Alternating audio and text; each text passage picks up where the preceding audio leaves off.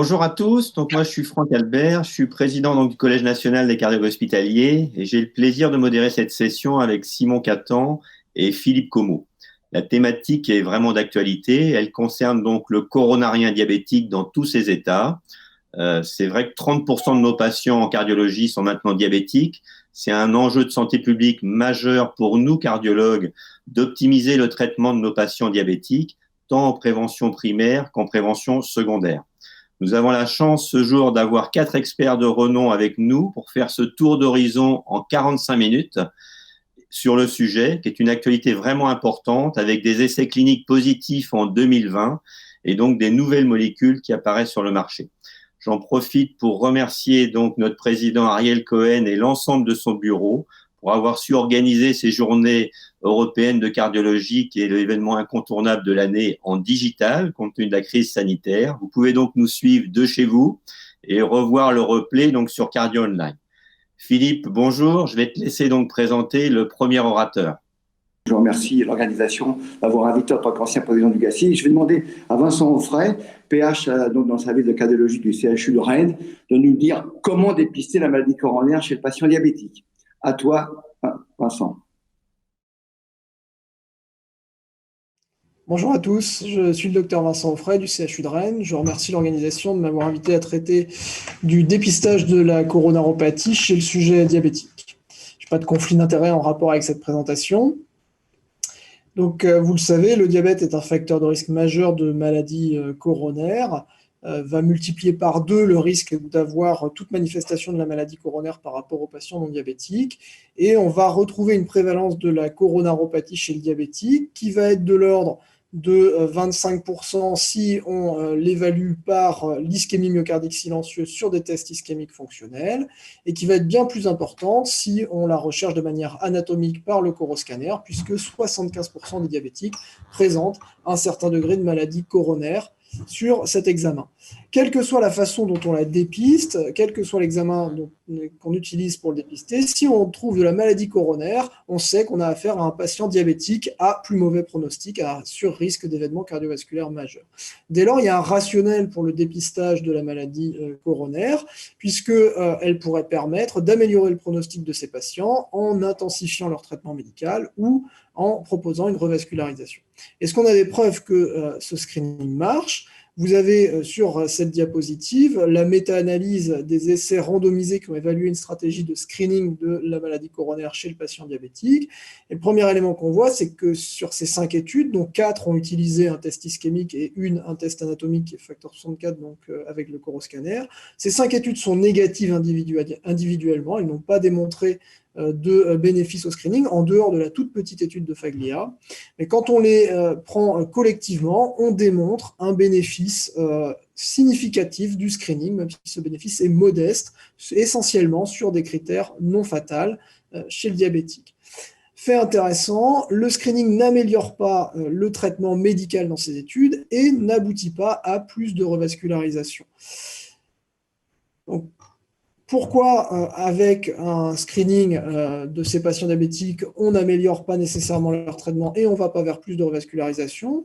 D'une part, parce que peut-être on dépiste une pathologie à trop faible risque qui va peu bénéficier de la revascularisation, et d'autre part, probablement parce qu'on n'est pas persuadé que la revascularisation va améliorer le pronostic des diabétiques par rapport à un traitement médical optimal. C'est l'étude Barry-Daudet qui nous démontre ça sur un peu plus de 2000 diabétiques avec maladie coronaire accessible à une prise en charge ou percutanée ou chirurgicale. On n'a pas de différence au terme d'un suivi à 5 ans entre un traitement médical optimal et la revascularisation, en dehors du sous-groupe des patients revascularisés chirurgicalement pour le critère événement cardiovasculaire majeur. Ça suggère que chez des patients sans lésion du tronc commun, vous le voyez, seules les anatomies probablement les plus à risque et les plus sévères qui vont bénéficier de la revascularisation chirurgicale peuvent être amenées à la revascularisation. C'est également vrai chez les malades qui ont une ischémie modérée à sévère. C'est le récent essai Ischémia qui démontre ça sur plus de 5000 patients avec 40% de diabétiques qui, là encore, n'ont pas de lésion du tronc commun, avec un suivi médian de 3 ans. Vous voyez que chez le coronarien, il n'y a pas de différence avec une prise en charge invasive et une revascularisation, comparé avec une prise en charge initialement conservatrice, et ce, quel que soit le statut diabétique du malade. Ça veut dire que, globalement, lorsque vous avez éliminé une atteinte sévère du tronc commun ou éventuellement les pluritronculaires, les plus sévères, eh bien, il y a pas vraiment d'intérêt à proposer une revascularisation en plus d'un traitement médical intensif. Ça veut dire que la problématique du screening devient d'évaluer finement le risque vasculaire des malades pour leur proposer le traitement médical intensif le plus adapté, et notamment, je pense, à l'aspirine en prévention primaire et à des cibles lipidiques strictes, mais adaptées aux patients. Donc, si on veut stratifier le risque de ces malades, on peut utiliser le score calcique, qui permet d'identifier d'une part des malades à faible risque, comme ceux ayant un score calcique à 0, ce qui, vous voyez, dans cette cohorte représenterait à peu près un tiers des diabétiques, et ce qu'on retrouve dans la plupart des études chez le diabétique. Et ces malades avec un score calcique à 0, vous voyez que leur pronostic global, il est à peu près identique aux malades non diabétiques à l'horizon 5 ans. C'est-à-dire que si vous avez un score calcique à 0, globalement, vous pouvez traiter votre malade à peu près comme votre malade diabétique, comme un malade non diabétique sur les 5 premières années. On peut être peut-être moins sévère. À l'inverse, les malades qui ont un score calcique très élevé, ces malades-là vont pouvoir probablement bénéficier de l'aspirine en prévention primaire. Vous voyez que dans cette étude sur la cohorte MESA, les auteurs ont calculé le nombre de patients à traiter pour éviter un événement cardiovasculaire majeur, ce sont les histogrammes de couleur, et le nombre de patients à traiter pour entraîner un événement hémorragique majeur avec l'aspirine en prévention primaire, ce sont les barres horizontales rouges. Et donc, vous voyez que quel que soit le risque cardiovasculaire estimé par les équations habituelles de calcul du risque, le rapport bénéfice-risque de l'aspirine en prévention primaire est favorable dès lors qu'on est chez des malades qui ont les strates les plus élevées de score calcique, supérieurs à 100 et a fortiori supérieurs à 400. Donc, c'est probablement ces malades-là qui vont tirer bénéfice de l'aspirine en prévention primaire. Donc, qu'est-ce qu'on peut recommander pour screener la coronaropathie du diabétique ? Eh bien, je partirai donc chez les malades diabétiques à risque modéré à très élevé sans maladie établie. Je commencerai par faire un score calcique. Ce score calcique, s'il est normal, on peut probablement proposer aux malades une prise en charge standard selon les recommandations de l'ESC de 2019, avec un suivi clinique simple, voire peut-être des cibles lipidiques peut-être un peu moins sévères que ce que donnent ces guidelines. Si le score calcique est intermédiaire, entre 1 et 99, on va proposer au malade une stratégie d'hypolipémiante intensive avec une cible qui sera fonction de son risque cardiovasculaire calculé. Si le score calcique est supérieur ou égal à 100, on va proposer au malade une stratégie hypolipémiante intensive associée à un traitement par aspirine en prévention primaire si le malade n'a pas de critères de haut risque hémorragique. Dans ces deux derniers cas, on va évaluer la localisation de l'athérome sur le score calcique, s'il se situe sur le tronc commun ou de manière proximale sur 2 ou 3 vaisseaux, essentiellement. Si on n'a pas ces critères-là, on peut suivre le malade cliniquement avec un traitement médical optimal. Il n'y aura probablement pas de bénéfice à aller jusqu'à la revascularisation de toute façon. Si on a ces critères-là, on fait un coroscanner. Si le coroscanner va éliminer la lésion du tronc commun ou une maladie proximale pluritronculaire, là encore, on peut probablement suivre notre malade cliniquement sous traitement médical intensif. Il n'y aura pas de bénéfice, quelle que soit l'ischémie qu'a ce malade. Si le malade a une atteinte du tronc commun ou une atteinte pluritronculaire proximale, on ira jusqu'à la coronarographie assortie d'une mesure de la réserve de flux coronaire pour juger de l'ischémie en rapport avec les lésions. Si le malade a une maladie vasculaire établie, telle que le recommandent les recommandations, je pense qu'on peut rentrer directement dans cet algorithme à l'étape du coroscanner pour évaluer la présence anatomique d'une lésion du tronc commun ou d'une coronaropathie pluritronculaire sévère. En conclusion, donc le diabète multiplie par 2 le risque de maladie coronaire. Un nombre important de diabétiques, jusqu'à 75%, ont de l'athérome coronaire et 25% d'entre eux ont une ischémie myocardique silencieuse.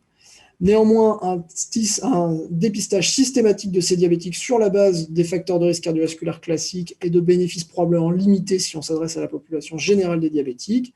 Je pense qu'on peut restratifier le risque de ces patients par le score calcique et, si besoin, préciser l'anatomie coronaire de manière non invasive par un coroscanner. Et si ce coroscanner montre une anatomie sévère, aller jusqu'à la coronarographie avec FFR chez un nombre restreint de diabétiques sélectionnés avec score calcique élevé, anatomie à haut risque au score calcique ou maladie vasculaire établie. Je vous rappellerai que l'essentiel chez les diabétiques, c'est de maintenir une thérapie médicale intensive et optimale. Ça reste la pierre angulaire du management de ces patients. Je vous remercie pour votre attention. Merci Vincent pour ce topo tout à fait didactique. Je voulais te poser une question en fait sur 2 points. Premièrement, la première chose qui me surprend un petit peu, c'est tu n'as pas fait de différence entre le type de diabète, entre donc les différents âges des patients et la durée donc de l'évolution du diabète. Ça c'est la première chose. Et la deuxième chose concerne la place du score calcique qui, même si c'est des recommandations effectivement internationales, me paraît vraiment hyper développée, alors que dans la pratique quotidienne que j'ai, particulièrement dans mon cas, je n'ai pas du tout cette attitude-là. Pour moi, le score calcique n'a d'intérêt que chez le patient à très faible risque. On regarde si oui ou non il y a des classifications. On en déduit donc un événement probabiliste et c'est tout. Mais là, je pense qu'il y a peut-être. Est-ce que tu es d'accord avec ce fait que maintenant, pourquoi pas, une fois que le patient est sur la table de scanner, lui faire l'injection en même temps, ce qui évitera une étape et qui pourra donner des indications sur la localisation et le type de lésion très important, puisqu'en fait, c'est la localisation sur le tronc commun et les divers proximales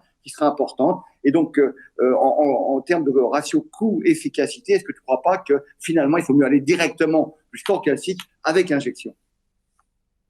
Oui, merci Philippe, c'est une bonne question.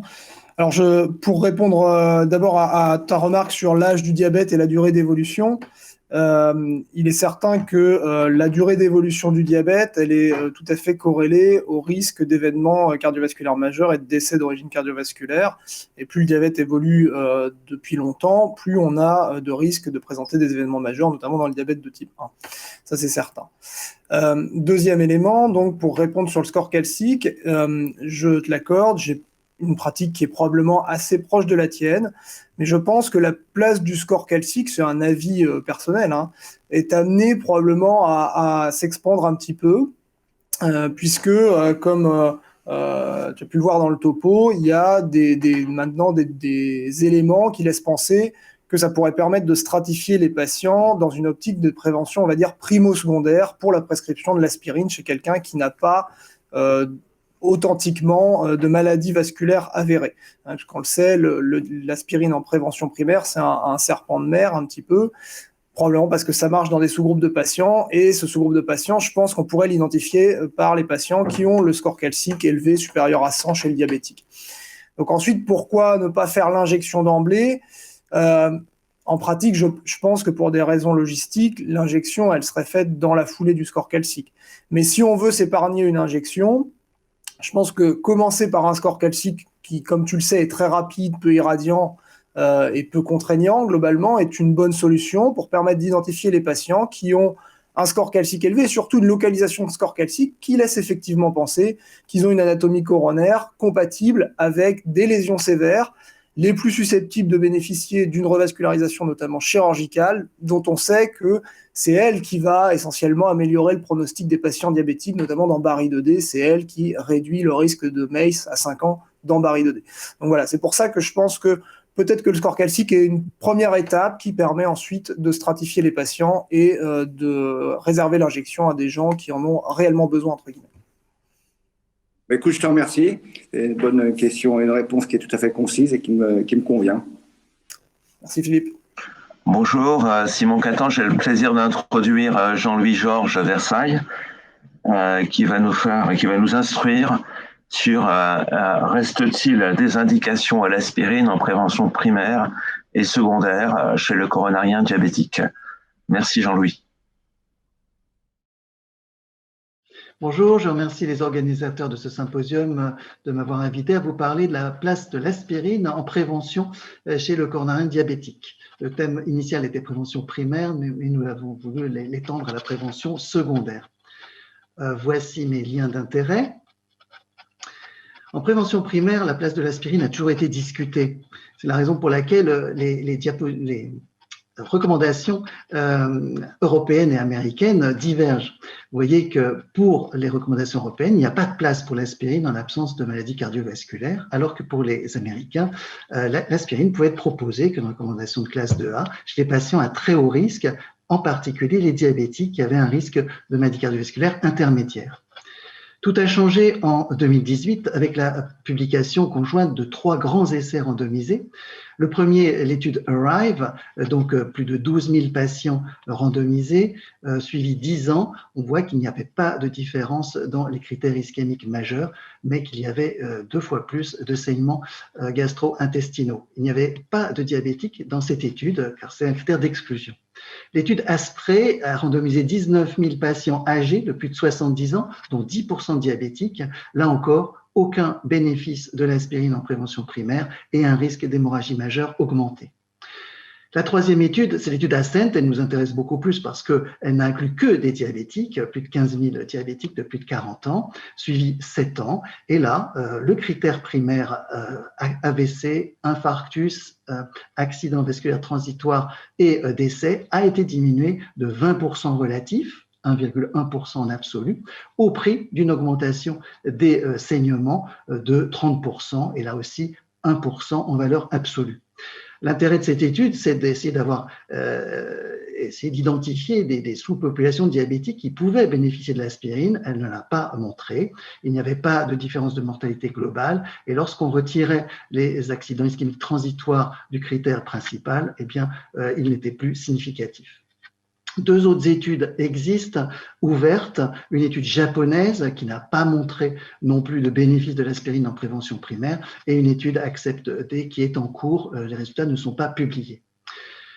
Donc, l'aspirine en prévention primaire, ces résultats sont résumés par cette méta-analyse toute récente de plus de 900 000 patients, pas tous diabétiques, mais qui montre une réduction globale des critères ischémiques de 20% au prix d'augmentation des hémorragies de 30 à 40%. Alors l'intérêt de cette méta-analyse, c'est d'avoir essayé, encore une fois, d'identifier des populations qui pouvaient bénéficier de l'aspirine. Ils ont fait une méta-régression en comparant le risque basal des populations et la balance bénéfice-risque de l'aspirine. Et là encore, pas de population identifiée pouvant bénéficier de l'aspirine en prévention primaire. Les recommandations américaines ont évolué, se sont rapprochées des recommandations européennes. Vous voyez que le niveau de recommandation a baissé, classe 2B, et le diabète a disparu des populations à très haut risque chez qui proposer l'aspirine en prévention primaire. Une étude un peu particulière, observationnelle anglaise, montre que chez les diabétiques insuffisants cardiaques, le fait de prescrire de l'aspirine permet de diminuer les hospitalisations pour insuffisance cardiaque et la mortalité, mais bizarrement, il y avait un peu plus d'infarctus dans cette étude observationnelle.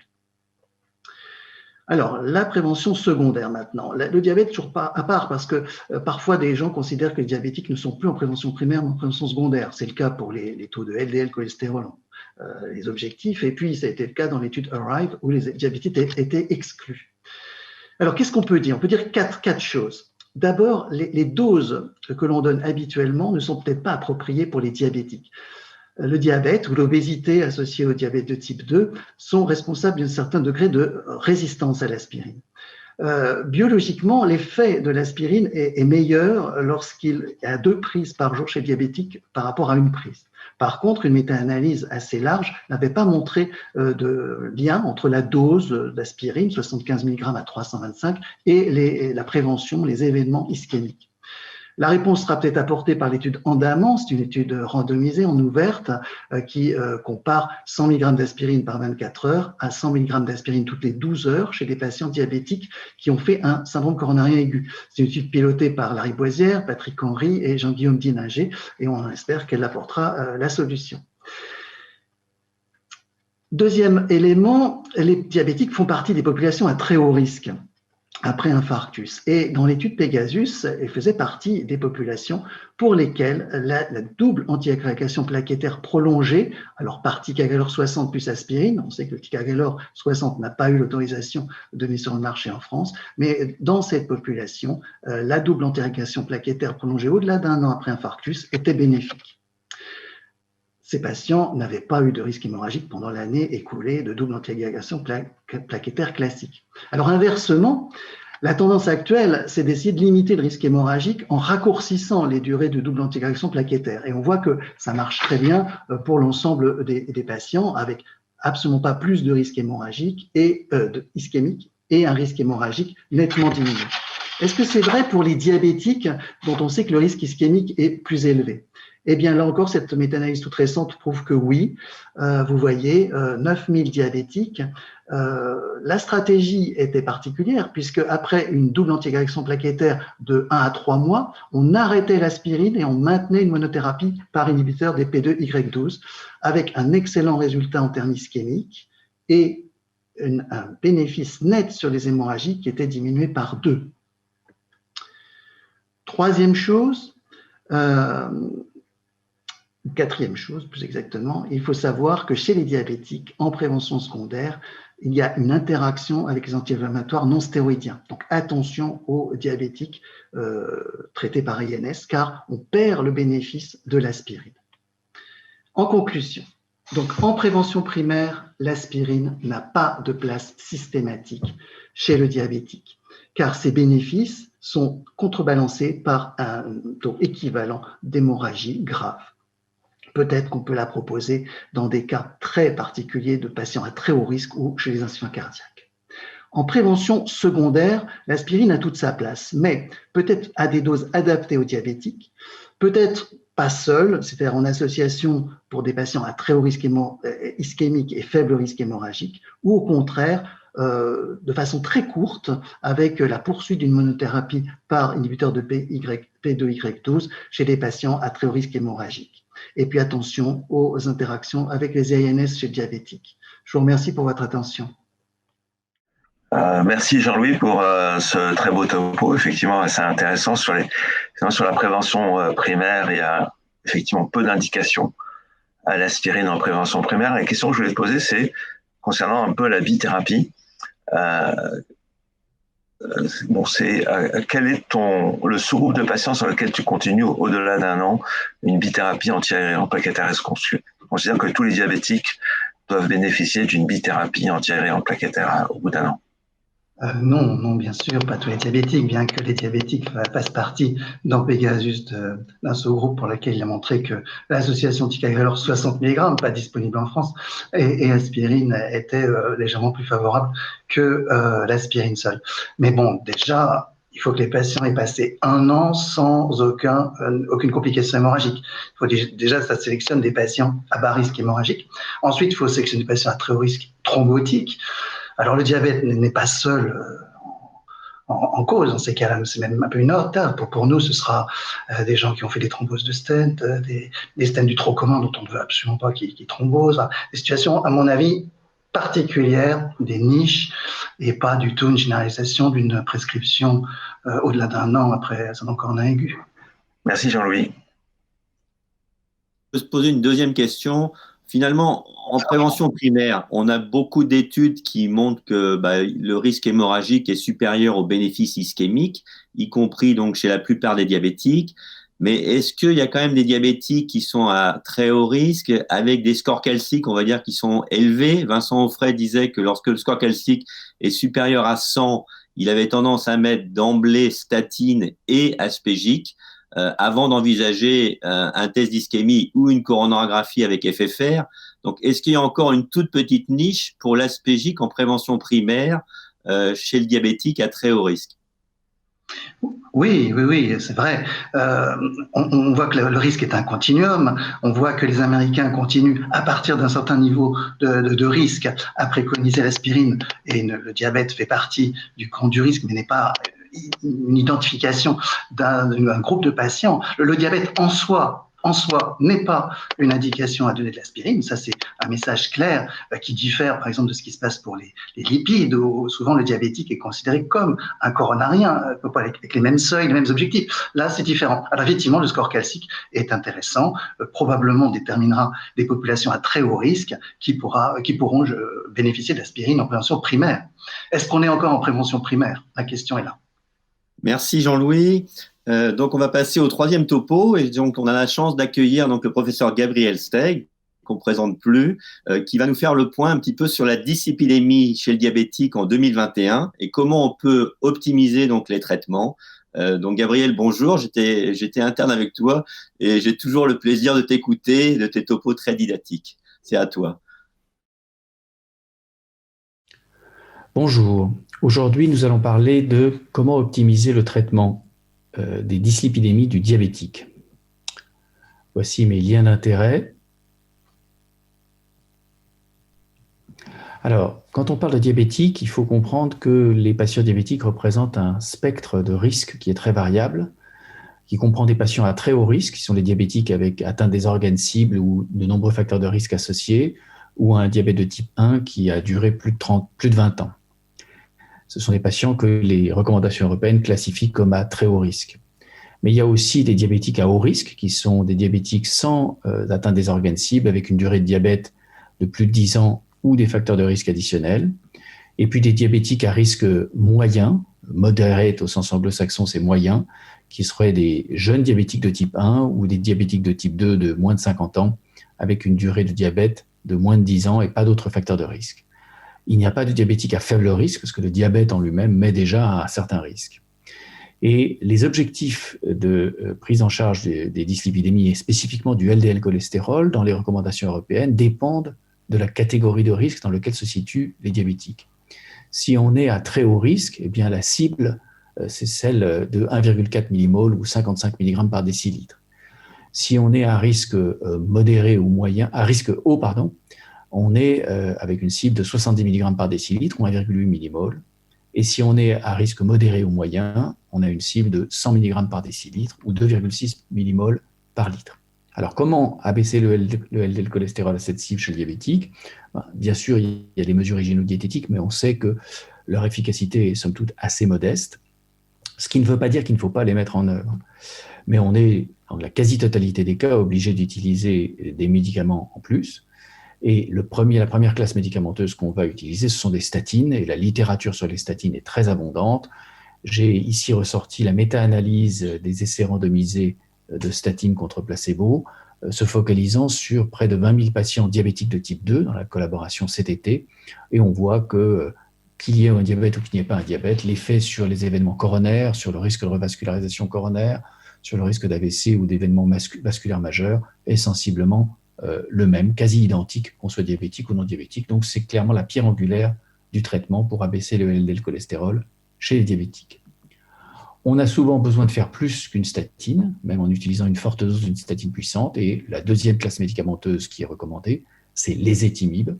Et on dispose d'au moins un essai randomisé d'outcomes avec l'ézetimibe, qui est dans les post-syndrome coronaire aigu, qui s'appelle IMPROVE-IT. Et ce qui est intéressant, c'est que cet essai avait montré que l'ézetimibe adjoint aux statines abaisse un peu mieux le LDL cholestérol, réduit modérément le risque d'événements cardiovasculaires. Mais ce qui est intéressant, c'est qu'il y avait une interaction assez nette entre le fait d'être diabétique et le bénéfice du traitement, avec un plus grand bénéfice du traitement chez les diabétiques, puisqu'il y avait une réduction de 14% des événements chez les diabétiques, alors qu'il n'y avait qu'une réduction de 2% chez les non-diabétiques. Donc on a l'impression que les diabétiques, c'est la population par excellence qui va tirer bénéfice de l'adjonction de l'ézetimibe aux statines. Si on n'est pas à l'objectif malgré ces deux classes médicamenteuses, alors la question se pose d'adjoindre un inhibiteur de PCSK9. Évidemment, on change un peu de traitement, parce que à la fois c'est un traitement injectable par voie sous-cutanée, et puis c'est un traitement plus coûteux, dont la prescription est encadrée, mais avec un périmètre de remboursement qui est bien fixé maintenant.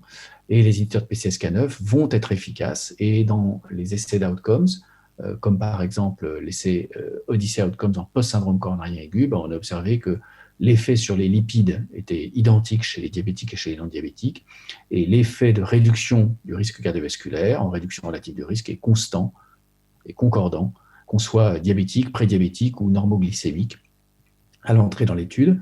Par contre, quand on regarde la réduction absolue du risque, comme les diabétiques sont à beaucoup plus haut risque, eh bien la réduction absolue du risque qui est obtenue chez les diabétiques est pratiquement le double de celle obtenue chez les non-diabétiques. Alors, il y a une particularité chez les diabétiques avec les statines, c'est qu'on a toujours la crainte d'aggraver le diabète, puisqu'il peut y avoir un léger effet hyperglycémique des statines au long cours. Est-ce que cet effet est retrouvé avec les inhibiteurs de PCSK9 ? Eh bien, ça n'est pas le cas. Dans les Odyssey Outcomes, lorsqu'on regarde l'hémoglobine glyquée chez les patients du groupe alirocumab ou du groupe placebo, on s'aperçoit qu'elle est statistiquement inférieure dans le groupe alirocumab au groupe placebo, que la glycémie à jeun est identique dans les deux groupes, et que la survenue de nouveau diabète est également identique avec un risque relatif à 1,00 dans le groupe alirocumab et le groupe placebo. Donc pas de risque de faire apparaître plus de nouveaux diabètes sous inhibiteurs de PCSK9. Alors l'algorithme de prise en charge du LDL par les médicaments chez les patients en fonction de leur risque est résumé dans cette diapositive. On estime le risque, on décide s'il y a besoin de médicaments en plus des modifications du mode de vie, et s'il y en a, on va ajouter séquentiellement d'abord les statines, et si on n'est pas à l'objectif, les étimibes, et si on n'est pas à l'objectif, envisager un inhibiteur de PCSK9. Ça, c'est pour le LDL cholestérol. Le problème, c'est que les diabétiques n'ont pas qu'un LDL cholestérol élevé, ils ont souvent une hypertriglycéridémie avec un HDL cholestérol bas. Et on s'est longtemps posé la question de savoir qui était l'œuf et qui était la poule, qu'est-ce qui est causal là-dedans. on a cherché à mettre au point des médicaments qui abaissent le HDL, et en fait, ces médicaments n'ont pas eu d'efficacité prouvée claire sur le risque cardiovasculaire. Ces dernières années, on met plutôt en avant l'idée que c'est les triglycérides qui sont la vraie cible, et le HDL cholestérol qui est un bystander. Et on a des médicaments pour l'hypertriglycéridémie. Le premier des traitements, c'est le régime. Et le régime est très efficace pour traiter l'hypertriglycéridémie. Parfois, on peut vouloir aller plus loin. Il y a au moins un essai randomisé qui a montré un bénéfice avec d'autres médicaments sur les événements cardiovasculaires. C'est l'essai REDUCE-IT avec des huiles de poisson, et spécifiquement 4 grammes par jour d'acide eicosapentaénoïque, EPA. Et dans 2 populations, les patients avec une maladie cardiovasculaire établie et des triglycérides entre 150 et 500, ou les patients diabétiques avec un facteur de risque ou plus, et une hypertriglycéridémie. Et dans cet essai, on a observé une réduction de 25% des événements cardiovasculaires, et on a observé que cette réduction était également présente chez les patients diabétiques qui ont un risque absolu plus important que l'ensemble de la population. Ce qui est intéressant, c'est que le bénéfice semble indépendant du taux de base de triglycérides. On a sensiblement le même bénéfice, quel que soit le tercile de base de triglycérides. Et même, le bénéfice semble concordant, quelles que soient les valeurs de triglycérides obtenues. Néanmoins, on a clairement un bénéfice et les recommandations ont incorporé dans les recommandations de prise en charge des dyslipidémies l'acide eicosapentaénoïque pour les patients qui ont une hypertriglycéridémie et qui sont déjà traités par statine. Il y aura peut-être à l'avenir d'autres médicaments, notamment des nouveaux fibrates comme le pémafibrate qui est en train d'être testé dans un essai qui s'appelle Prominent, un autre essai avec d'autres acides gras qui s'appelle Strengths, avec un mélange de PA et de DHA, vient juste d'être publié et a donné des résultats négatifs. Donc pour l'instant, seul l'essai REDUCE-IT a montré un bénéfice dans ce contexte. Et en conclusion, eh bien voilà l'algorithme de traitement de la dyslipidémie du diabétique. Premièrement, abaisser le LDL aux objectifs cibles avec les 3 armes que nous avons. Et en cas d'hypertriglycéridémie, avant tout, le régime. Dans le futur, lorsque ce médicament sera disponible, s'il est disponible en Europe, l'acide eicosapentaénoïque à forte dose, voire, si l'étude prominente est positive, le pémafibrate. Je vous remercie. Bien, merci Gabriel pour ton superbe topo qui est très didactique. Alors moi, j'ai 2 petites questions. On a bien compris que chez le diabétique, il y avait 3 niveaux d'objectifs pour le LDL cholestérol, qu'il n'y avait pas de diabétique à bas risque, risque modéré, haut risque ou très haut risque, et donc 1 gramme, 0,7, 0,55, parfois même 0,40 dans certaines études. Et puis ce rôle un peu nouveau sur les triglycérides, le régime bien entendu, et puis l'huile de poisson, mais les dosages sont importants, c'est souvent 4 grammes par jour d'EPA.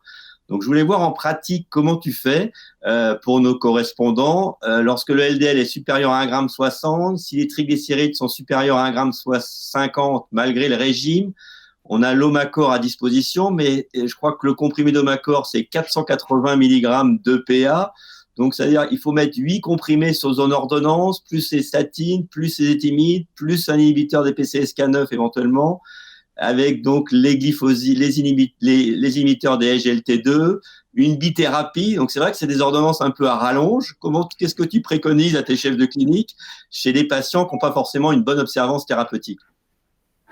Alors, excellente question. Je crois que ce qu'a montré l'essai REDUCE-IT, c'est que l'EPA marin purifié à forte dose en 2 prises quotidiennes a un effet très clair sur les événements cardiovasculaires. Maintenant, huile de poisson et huile de poisson, il y a une grande diversité de médicaments qui contiennent de l'EPA et des oméga 3. On se rappelle que les résultats de l'ensemble des essais sont quand même assez contrastés et assez inconstants. Et que les seuls essais qui ont été régulièrement positifs sont ceux qui ont utilisé des fortes doses d'EPA, au moins 2 grammes ou 4 grammes d'EPA. Et encore récemment, l'essai Strengths nous a montré qu'un mélange d'EPA et de DHA, par exemple, n'est pas efficace. Et donc, à mon sens, la prudence, c'est d'attendre, si ce médicament devient disponible, la commercialisation en Europe de l'EPA à forte dose. Tant que ça n'est pas disponible, je ne prescris pas pour l'instant d'huile de poisson parce que ça n'est pas les mêmes médicaments, ni les mêmes mélanges et les mêmes doses. En plus, ça pose tous les problèmes de compliance que tu as évoqués. Et je préconise essentiellement le régime qui reste très efficace sur l'hypertriglycéridémie. Si demain, l'Agence européenne approuve l'icosapentaéthyl et que celui-ci devient remboursé en France, alors là, je crois que ce sera un traitement utile pour nos patients parce que les effets sont très clairs sur le bénéfice chez les patients. Je rajouterai enfin un dernier mot, c'est que les suppléments qu'on trouve dans le commerce d'huile de poisson, alors là c'est encore pire, parce que non seulement ce sont des mélanges d'huile de poisson, mais souvent ce sont des suppléments partiellement oxydés, dont on n'est pas sûr qu'ils soient bénéfiques et qui pourraient même être délétères. Il nous reste 30 secondes. Alors, un petit mot sur la bithérapie, Gabriel. Qu'est-ce que tu fais en pratique après Thémis, Pégasus chez ces malades en prévention secondaire diabétique? Alors la bithérapie antiplaquettaire, je crois, comme l'a dit Jean-Louis Georges, elle doit être réservée à des patients particuliers, à très haut risque ischémique, qui ont déjà toléré une bithérapie antiplaquettaire sans hémorragie, typiquement des patients qui ont déjà eu un stent et qui ont eu une association qu'ils ont tolérée sans saignement. Donc je crois que c'est vraiment du cas par cas et certainement pas une préconisation systématique pour essayer de minimiser le risque hémorragique et d'optimiser le rapport bénéfice-risque. C'est ce qu'a montré Thémis PCI, les patients déjà stentés, diabétiques à haut risque. Merci Gabriel. Donc j'ai le plaisir moi d'introduire le dernier orateur, Nicolas Lamblin, CHU de Lille, qui va nous parler de l'insuffisance cardiaque du diabétique, des espoirs et des innovations. Merci à toi Nicolas. Bonjour à tous. Et voici le 4e topo de cette session concernant les malades diabétiques et coronariens. Et on m'a demandé de vous parler de l'insuffisance cardiaque du malade diabétique. Y a-t-il de nouveaux espoirs? Voici ma diapositive de lien avec les industriels. Alors, avant de parler de nouveaux espoirs, j'ai voulu rappeler en quelques diapositives quand même les risques auxquels sont exposés les malades diabétiques et en particulier les risques d'insuffisance cardiaque. Alors, le diabète est un facteur de risque connu de très longue date, comme indiqué sur la diapositive de gauche, sur les courbes de gauche, issu de l'étude Framingham et confirmé quelques années après. Et l'on voit que le diabète, chez l'homme comme chez la femme, mais surtout très très lié avec le vieillissement de la population, est un facteur de risque franc de survenue d'une insuffisance cardiaque. Il faut rappeler également que l'insuffisance cardiaque est souvent la première manifestation cardiovasculaire des malades diabétiques. Je passe la méthode de cette étude basée sur une cohorte de sujets sans maladie cardiovasculaire au démarrage, une cohorte de quasiment 2 millions d'individus qui a été suivie plus de 5 ans et dans laquelle environ 2% d'entre eux étaient diabétiques de type 2. Eh bien, on voit sur les courbes ici, les histogrammes plus exactement de droite, que la colonne concernant les malades diabétiques, eh bien, comporte en première manifestation l'insuffisance cardiaque juste après la survenue d'une artériopathie oblitérante des membres inférieurs. Et devant les différentes expressions de la maladie coronaire, même si quand on les regroupe, bien sûr, ça reste une problématique très importante. Mais on sous-estime souvent que l'insuffisance cardiaque est un risque vraiment important chez le malade diabétique, et cela indépendamment de la maladie coronaire. Alors cependant, ces deux aspects sont très liés, maladie coronaire et insuffisance cardiaque, car chez le diabétique, peut s'additionner la cardiomyopathie diabétique. Et j'ai voulu reprendre ici les risques auxquels sont exposés les malades coronariens tout venant, à partir d'une cohorte que l'on connaît bien dans le Nord-Pas-de-Calais, l'étude Coronor, avec plus de 4000 malades coronariens stables. Et vous voyez qu'au bout de 5 ans de suivi, la survenue d'une insuffisance cardiaque incidente, c'est-à-dire chez les malades qui ne se savaient pas insuffisants cardiaques, est plus fréquente que la récidive d'un syndrome coronaire aigu, ou bien sûr qu'un AVC ischémique ou qu'une hémorragie. Et vous avez ici en bas de la diapositive les risques de mortalité toute cause induite par chacun de ces événements. Donc non seulement chez le coronarien, l'insuffisance cardiaque est plus fréquente que la récidive d'un SCA, et elle est associée à une mortalité bien plus élevée. Or, quand on regarde les déterminants chez ces coronariens de survenue d'un premier épisode d'insuffisance cardiaque, eh bien, juste après la fraction d'éjection, qui paraît évidente, et le vieillissement, le diabète de type 2 est un facteur de risque très important chez le coronarien de développer de l'insuffisance cardiaque. Alors, face à ces risques, quels sont les espoirs? Eh bien, le premier espoir, bien évidemment, c'est la prévention de la survenue d'un nouveau cas d'insuffisance cardiaque chez les malades diabétiques. Et j'ai repris cette méta-analyse de la fin d'année dernière avec les inhibiteurs du cotransporteur sodium-glucose de type 2, le ISGLT2, chez les malades diabétiques. Et quand ces malades diabétiques reçoivent un ISGLT2, eh bien, et qu'ils ont un antécédent de maladie vasculaire, cardiovasculaire ou de coronaropathie, bien sûr, on observe un bénéfice, c'est-à-dire une prévention de l'hospitalisation pour insuffisance cardiaque qui est vraiment important. Bénéfice que l'on retrouve également, d'ailleurs, s'ils n'ont pas cet antécédent. Et quand on compare cette classe de médicaments à l'autre grande classe de médicaments, les agonistes du récepteur au GLP1, on s'aperçoit que dans la prévention, je parle bien de cet objectif-là, pour prévenir la survenue d'une insuffisance cardiaque, les inhibiteurs du SGLT2 semblent bien plus efficaces que ne le sont les agonistes du récepteur GLP1. Ensuite, quand les malades diabétiques sont insuffisance cardiaque et qu'ils ont une fraction d'éjection réduite, parmi les espoirs, je le mets encore par les espoirs, je le mets encore dans cette classe de thérapeutique, c'est l'utilisation du sacubitril. En effet, je trouve qu'il n'est pas encore assez utilisé. Et lorsque ces diabétiques développent une insuffisance cardiaque à fraction d'éjection réduite, alors qu'ils sont déjà traités par IEC le plus souvent, eh bien, il y a la possibilité de remplacer l'IEC par l'association sacubitril-valsartan et d'observer un bénéfice qui sera identique chez le diabétique, ou en tout cas, il n'y a pas de différence significative entre les malades diabétiques et non diabétiques.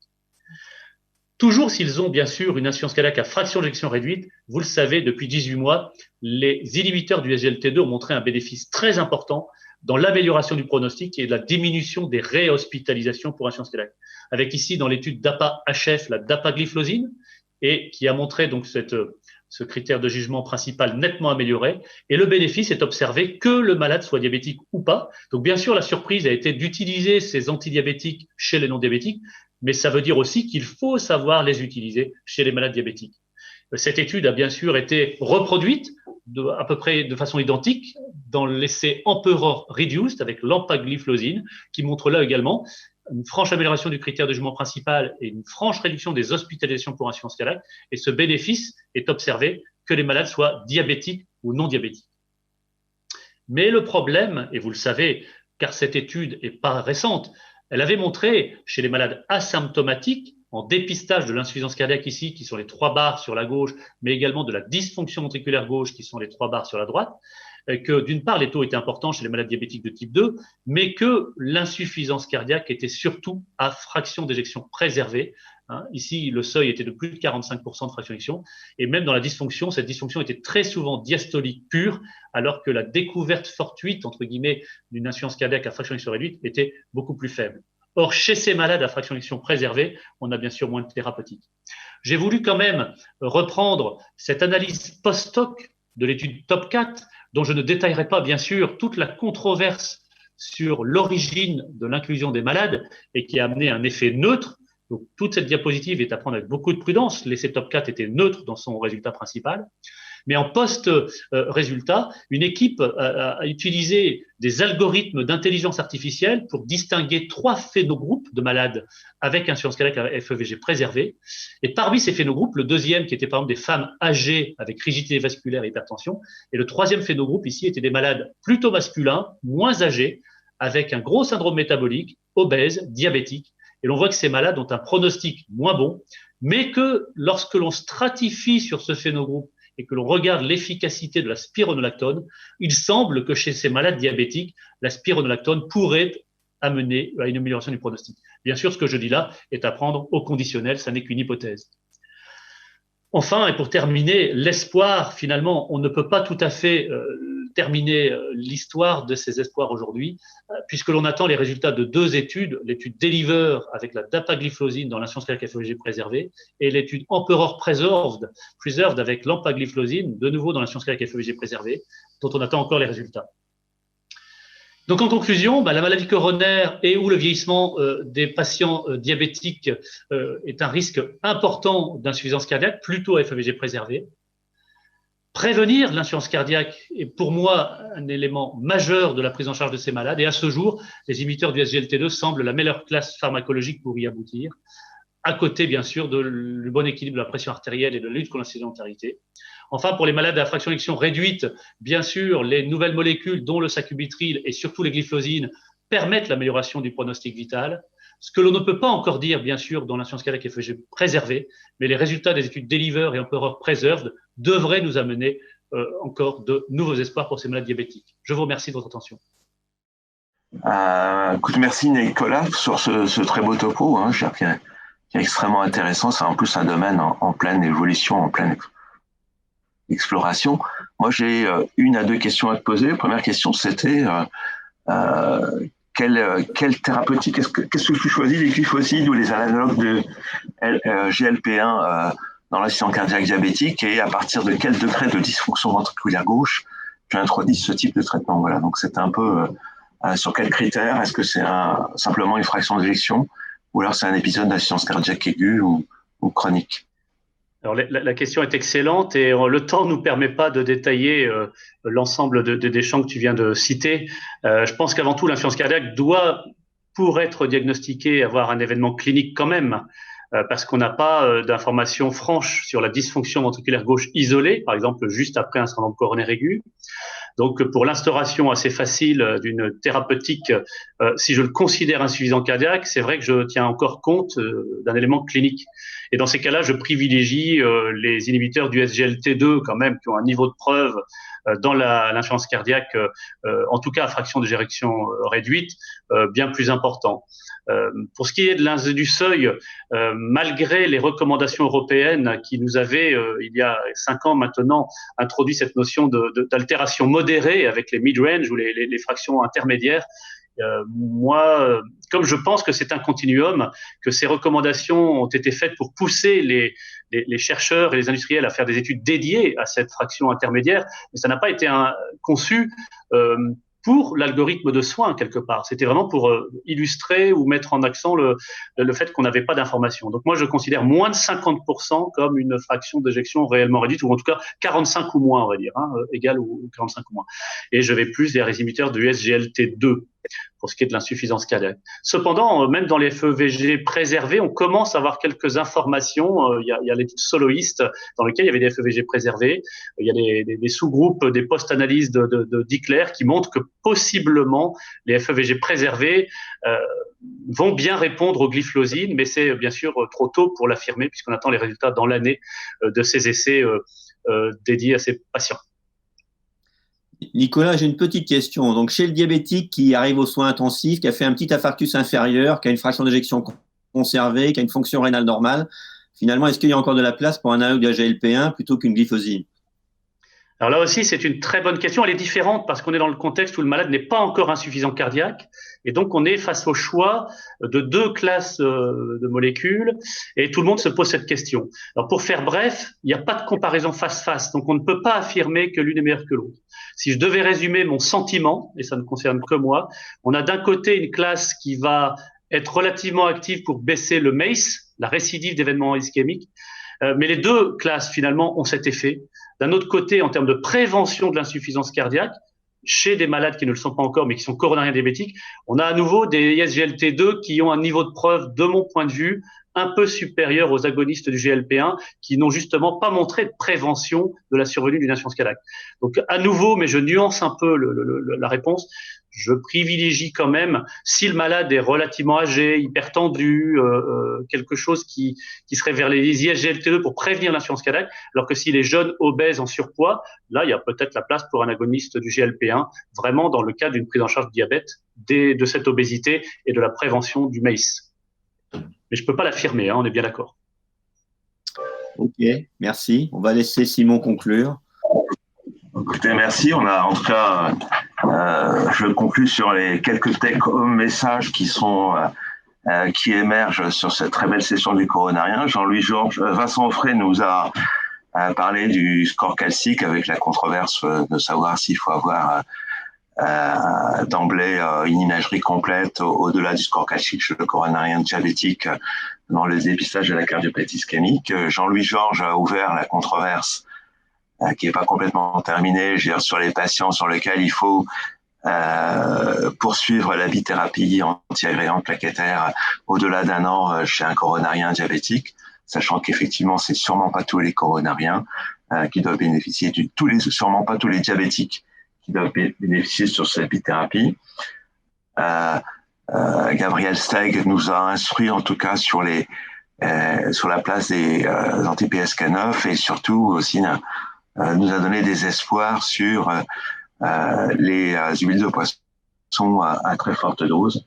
Et enfin, Nicolas nous a instruit en tout cas sur la prise en charge du coronarien diabétique en insuffisance cardiaque avec effectivement une place privilégiée pour les anti-GLT2. En tout cas, merci à tous et merci d'avoir été fidèles à cette session. Au revoir à tous. Merci, au revoir à tous. Merci.